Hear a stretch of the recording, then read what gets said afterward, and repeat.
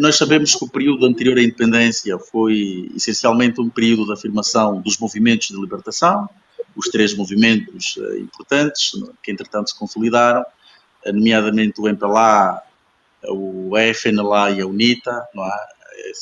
A FNLA sendo o movimento mais velho, digamos assim, um pouco mais velho do que o MPLA. O MPLA foi fundado em 1956, a FNLA tinha sido criada alguns anos antes, pelo menos 3 anos antes. Mais tarde surge a UNITA.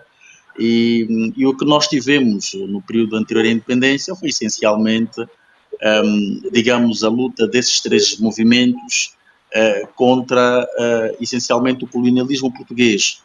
Até mais próximos, digamos assim, do início da década de 70, em que o futuro, digamos, da independência começou, de certa forma, a desenhar-se, começou a ficar mais, digamos, mais claro que mais tarde ou mais cedo o país ficaria independente, até que começamos a ter, digamos, as lutas intestinas, digamos assim, entre os três principais movimentos até o período da libertação, até o período da proclamação da independência, no caso em 1975.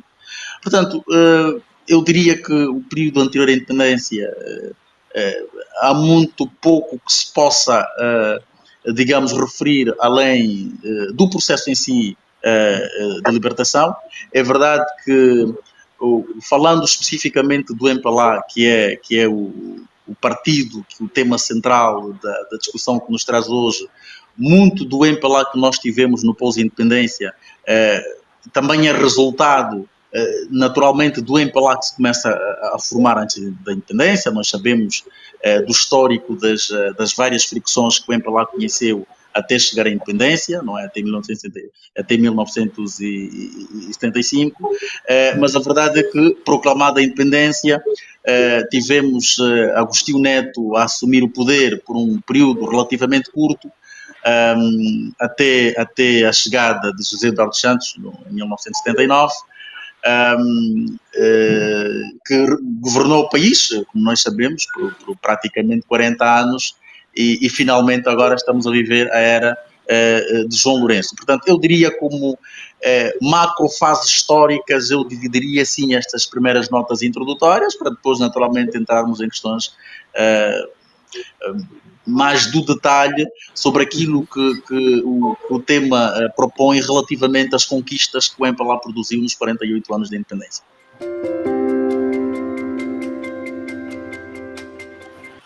Pois, eu concordo em pleno daquilo que Evaristo descreveu, e vale lembrar que quando os três movimentos declararam, ou melhor, lutaram pela integridade territorial, e Angola, ou melhor, o MPLA, que está no governo desde 75,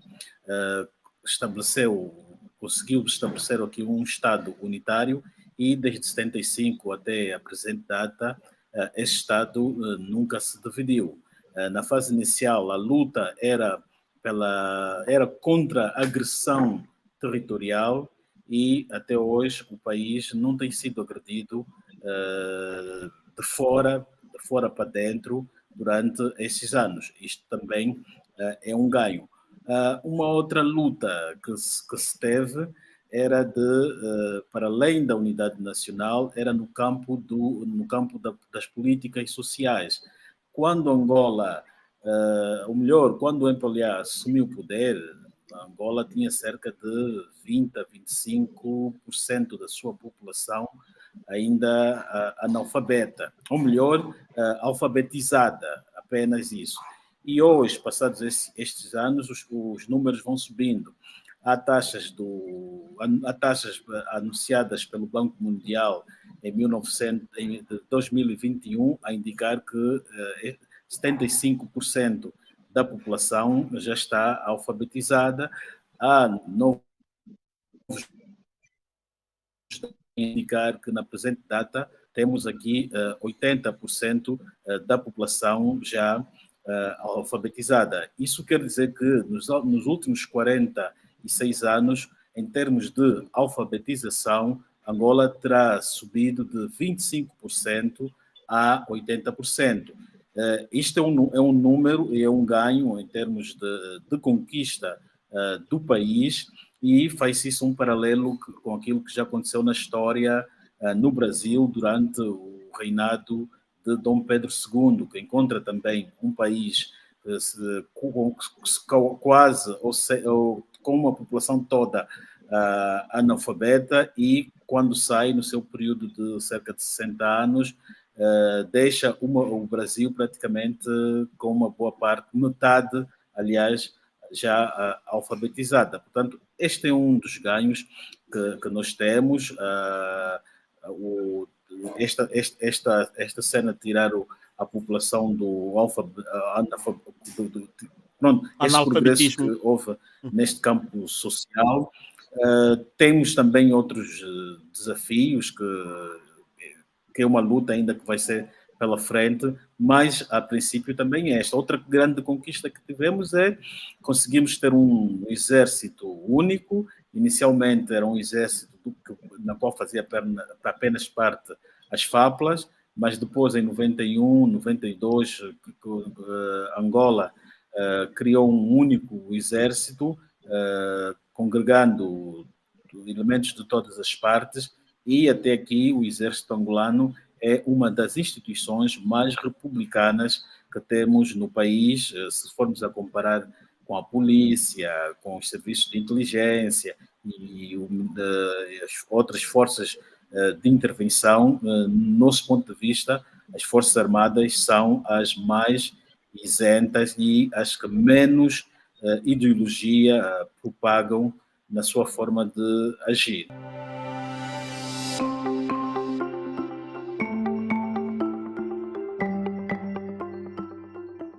Curto espaço de tempo de governação de Agostinho Neto.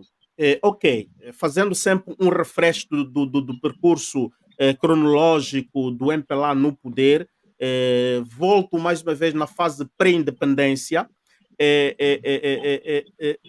Nós temos ouvido, por exemplo, a UNITA fala muito do projeto Muangai. O MPLA, por acaso, tem alguma referência de que este era o grande desiderato do MPLA para o povo angolano? Porque José Gama fala que o grande objetivo, o grande desafio era de conquistar a independência e tornar Angola um país inviolável. Temos uma referência de qual era o grande desiderato do MPLA? Bem, eu penso que nós temos que olhar de facto para a construção do país, e essa perspectiva cronológica é interessante precisamente por isso. O primeiro objetivo comum de todos os movimentos foi indiscutivelmente a independência do país. E esta é uma conquista, como disse bem o Gama, do ponto de vista histórico, na construção de Angola, é indiscutivelmente a nossa conquista mais importante. Eu, aliás, sem querer correr mais para frente, eu costumo dizer que nós já tivemos pelo menos duas independências. Portanto, a de 75, que foi proclamada, diria pelos três movimentos, mas acabou oficializada e consagrada a proclamação feita pelo MPLA. Tivemos uma espécie de uma segunda independência em 2002, com o fim da guerra, e eu costumo dizer que é uma terceira independência que ainda falta, não é? Que é a instauração ou a efetivação, de facto, de um país democrático em Angola. Quando nós tivermos, de facto, um país funcional do ponto de vista democrático, com instituições republicanas, como referia há bocado o Gama, particularmente aquelas instituições nevrálgicas do Estado, na minha opinião, aí teremos conseguido conquistar a terceira independência. Mas recuando um bocadinho a questão histórica, é indiscutível que a independência, a conquista da soberania face ao poder colonial foi claramente a principal motivação. Depois, o que é que nós vimos, sobretudo após a proclamação da independência, o que nós vimos foram movimentos que, particularmente a UNITA, o MPLA, porque entretanto a FNLA vai desaparecer muito pouco tempo depois da proclamação da independência, portanto, do ponto de vista da luta interna, da disputa pelo poder, digamos assim. O que nós vimos foram movimentos que seguiram, do ponto de vista ideológico, planos diferentes. Nós estamos lembrados que o MPLA havia-se proclamado como um partido marxista-leninista, é? Portanto, um partido claramente até quase uma certa esquerda. O que nós vimos depois foram os dois movimentos a diferenciarem-se do ponto de vista ideológico. O MPLA chegou a inscrever nos seus estatutos a definir-se como um partido marxista-leninista, portanto, claramente um partido de esquerda, com toda a influência que nós sabemos do Bloco Soviético, e os próprios apoios que tiveram durante todo esse processo de luta, também, de alguma maneira, acabou por definir a orientação ideológica de um e de outro. A UNITA acabou por se definir, por causa também da influência, quer sul-africana, quer a influência depois norte-americana, como um partido provavelmente mais de centro-direita, digamos assim, e o MPLA definiu-se claramente como um partido marxista-leninista, até pelo menos 1991, quando, entretanto, o país entra no tal quadro do multipartidarismo, não é? É verdade que os ensaios para o abandono do marxismo-leninismo começaram mais cedo.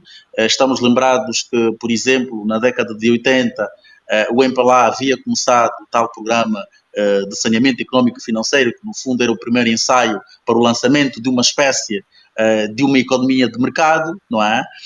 Mas que só em 1991 é que efetivamente o MPLA abandonou, em termos formais, a ideologia marxista-leninista, abraçando, obviamente,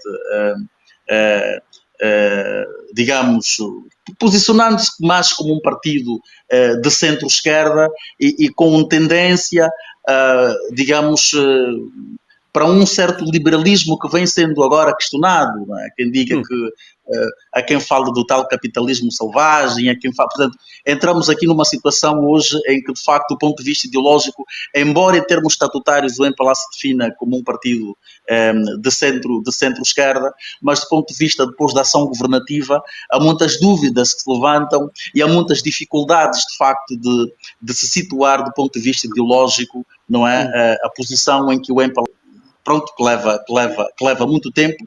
Relativamente à questão das conquistas, eu ressublinho aquilo que o Gama disse. Há um aspecto que, entretanto, que é importante referir, já que estamos aqui a falar do percurso histórico. Entre 1975 e 2002, que foi o tal período de guerra civil, o esforço do país esteve concentrado essencialmente nisso.